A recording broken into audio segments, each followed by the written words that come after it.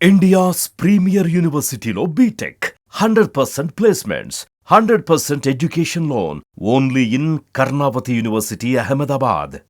చంద్ర శ్రీనివాస్ గారు, అంటే ఇప్పుడున్న దశ నుంచి మనం మళ్ళీ ఇలాంటి దాడులు జరగకుండా ఉండాలంటే, భారత్ సేఫ్ అని చెప్పాలంటే, లేకపోతే మళ్ళీ పాకిస్తాన్ నుంచి మనం ఒక మాట అన్నాం, మళ్ళీ ఇంకొకసారి ఉగ్రదాడి జరిగితే యుద్ధం, మీరు మా మీద యుద్ధం చేసినట్టుగానే భావిస్తామని చెప్పిన మాటలు ఏ రకంగా అర్థం చేసుకోవాలి? తర్వాత ఇంకేదైనా జరిగినప్పుడు జరిగే ఒక పరిణామాలు ఎలా ఉండొచ్చు? 23 సంవత్సరాల ఉరికంబాన్ని ముద్దాడిన భగత్ సింగ్ కంటే మనం గొప్పవాళ్ళం కాదు. జాతీయ అహంకారాన్ని ఎదురెడ్డి ఓడిన నెల్సన్ మండేలా కంటే మనం గొప్పవాళ్ళం కాదు. కటిక దారిద్ర్యాన్ని అవహేళన చేసిన కన్యాకుమారిలో పేపర్లు అమ్మిన అబ్దుల్ కలాం గారి కంటే మనం గొప్పవాళ్ళం కాదు. ఇందాక సాయి గారు చెప్పినట్టు -°C దేశ రక్షణ కోసం చనిపోయే సైనికుల కంటే మనం గొప్పవాళ్ళం కాదు. ఈరోజు హ్యాపీగా బతుకుతున్నామంటే అటువంటి ఆర్మీ, నేవీ, ఎయిర్ ఫోర్స్ యొక్క సబ్జెక్ట్స్ మనకు ఎక్కడున్నాయి? రమేష్ చెప్పినట్టు ఎవడో ఖిల్జీలు, తుగ్లకులు మన దేశాన్ని ధ్వంసం చేసి 200 సంవత్సరాలు బానిసలకు చేసిన బ్రిటిష్ సామ్రాజ్యం యొక్క చరిత్ర మనం చదువుకున్నామే. ది గ్రేట్ అలెగ్జాండర్ అని చెప్పి చదువుకుంటున్నామే. ఆయన చనిపోతే ఏం చెప్పాడు? అదే విషయాన్ని జేడీ గారు చాలా మీటింగ్లు చెప్పేవాళ్ళు. ఆయన 2 చేతులు బయట ఇచ్చి శవపేటకి నుంచి ఆ గొప్ప మాట జేడీ గారు చెప్పేది ఎప్పుడు గుర్తుంటుంది. అటువంటి దేశంలో మనం పుట్టినందుకు ఈ దేశంకి మనం ఏం చేయాలి? ఉచిత సలహాలు మాని ఈరోజు ఆపరేషన్ సింధూర్ చేసిన ఈ కార్యక్రమానికి అబ్దుల్ కలాం గారు సాయి చెప్పినట్టుగా లాస్ట్ 10 yearsలో ఎటువంటి దాడులు జరిగితే ఎలా కొట్టాలో కూడా మనం నేర్పించాం. ఈరోజు సింధూర్ ద్వారా ప్రపంచానికి మన సైనిక సంపత్తి ఏందో తెలియజేశాం. భయం అనేది అటు చైనాలో కలిగింది, అమెరికాలో కలిగింది. ప్రపంచవ్యాప్తంగా 142 దేశాలు ఈరోజు సపోర్ట్ చేశాయంటే, ఈరోజు వెనక్కున్న దౌత్య సంబంధాలు అంత సపోర్ట్ చేశారంటే మోదీ గారి యొక్క వ్యూహం. మనం చాలా చూస్తుంటాం. కౌటిల్యుని అర్థశాస్త్రం చూస్తుంటాం, చాణక్యుని రాజనీతి చూస్తుంటాం. ఇవన్నీ కలిస్తే మోదీ గారు, ఆయన్ని మనం అందరూ ప్రత్యేకంగా అభినందించాలి ఈ కాలంలో. ఎందుకంటే 1998లో మే 11, మే 13 అణుపరీక్షలు చేస్తే భారతదేశం కూడా అణుపరీక్షలు చేయకూడదా రాజస్థాన్లో పోఖ్రాన్ అనుకున్నారు. దానికి నేతృత్వం వహించింది ఆ రోజు అబ్దుల్ కలాం గారు. సైనిక దుస్తులు వెళ్ళారు. జార్జి ఫెర్నాండెస్ గారు, అటల్ బిహారీ వాజ్పేయి క్లియరెన్స్ ఇచ్చారు. సైనిక దుస్తులు వెళ్ళి యాపిల్ బాక్సులు అనుకొని చెప్పి తీసుకెళ్ళి రాజస్థాన్లో అమెరికాకు కూడా తెలియకుండా మనం అణుపరీక్షలు చేయగలిగాం మే 11. తర్వాత మే 13 కూడా చేయగలిగాం. ఈ 2 కూడా అమెరికా కనిపెట్టలేకపోయినాయి.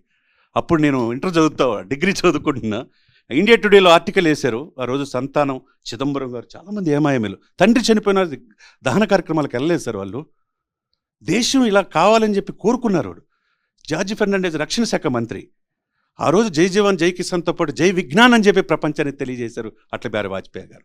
ఆ తర్వాత ఈరోజు నేను సగర్వంగా చెప్తున్న ఆపరేషన్ సింధూర్ ద్వారా భారతదేశం గొప్పతనాన్ని మోదీ గారు తన వెనక్కున్న యంత్రాంగం, ఆర్మీ, నేవీ, ఎయిర్ ఫోర్స్ సమన్వయం చేసుకుని ఈరోజు ప్రపంచానికి భారతదేశం దేనికి తీసిపోదు.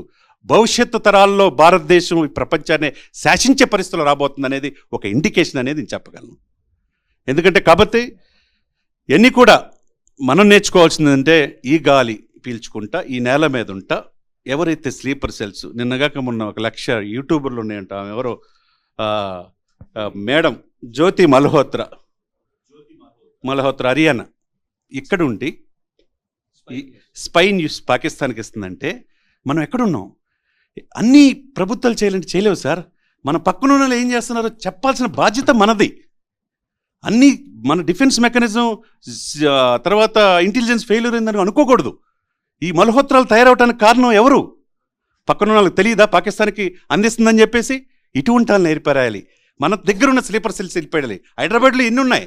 ఇటువంటి వాళ్ళని ఎప్పుడు కూడా కొచ్చటిల్ గారు కూడా ఎక్కడో కేరళ నుంచి వచ్చి ఇక్కడ ఉండి ఈ సంస్కృతి తెలుసుకొని దేశం గురించి ఎప్పుడు పాపం ఆయన మీడియాలో ఎంతో ప్రశ్నిస్తుంటాడు. ఇక్కడ హైదరాబాద్లో ఉంది, చాలా ఉన్నాయి. ఇక్కడ పాకిస్తాన్కి సమాచారం తెలియజేసే వాళ్ళు చాలామంది ఉన్నారు. ఇక్కడ ఈరోజు ఏదో జై హింద్ అని చెప్పేసి, భారత్ మాతాకి జై అని చెప్పి అనలేని పరిస్థితులు అంటున్నారు. వాళ్ళు అనిపిస్తున్నారు మోదీ గారు. కాబట్టి యువాత్మకంగా ఉన్నారు. ఒక కంటి చూపుతో మన పక్కన ఉన్న వాళ్ళు ఏం చేస్తున్నారో కూడా మనం ఆ పోలీసులకు కావచ్చు, యంత్రాంగానికి కావచ్చు, ఎన్ఐఏ కావచ్చు, నేషనల్ ఇన్వెస్టిగేషన్ ఏజెన్సీ ఉంది హైదరాబాద్లో. The most security place Hyderabad. ఒకప్పటి నుంచి బాంబ్ బ్లాస్టింగ్ నుంచి ఈ రోజున గోకుల్ చాట్ నుంచి ఇవన్నీ కూడా పోయి ఈ రోజున హైదరాబాద్ కూడా fastest growing city in the world 2030 నాటికి అటువంటి హైదరాబాద్లో ఉంటున్నాం. కాబట్టి మన యొక్క బాధ్యత ఏంటంటే, మనం ఎవరైతే ఉన్నారో వాళ్ళు ఎవడైనా కావచ్చు, దేశం ముందు. అంబేద్కర్ గారు రాజ్యాంగం రచించేటప్పుడు 2 సంవత్సరాలు 11 నెలల 18 రోజులు ఏం చెప్పాడు? 32,87,263 చదరపు కిలోమీటర్ల భారతదేశ విస్తీర్ణం ఇది. We are first Indians last Indians అన్నారు. కాబట్టి మనం భారతీయులు అనేది మర్చిపోకుండా ఆ స్ఫూర్తి నెక్స్ట్ జనరేషన్ రావాలి. పిల్లల్లో కూడా ఆర్మీ ఏంది, నేవీ ఏంది, ఎయిర్ ఫోర్స్ ఏంది, ఈ పాఠ్యాంశాలు పెట్టాలా.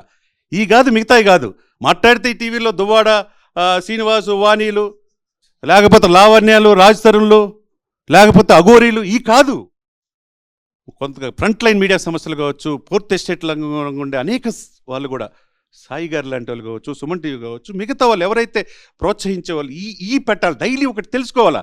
22వ తారీఖు నుంచి ఈ రోజు వరకు కూడా ఆపరేషన్ సింధూర్ మీద చర్చ జరుగుతుందంటే ఇది కావాల్సింది. ప్రతిరోజు దేశ రక్షణకు సంబంధించి చర్చలు జరగాలని ఆకాంక్షిస్తూ సెలవు తీసుకుంటాయి. మంచి తమ ఒపీనియన్స్ చెప్పినందుకు ప్రత్యేకంగా ధన్యవాదాలు తెలియజేసుకుంటూ ధన్యవాదాలు.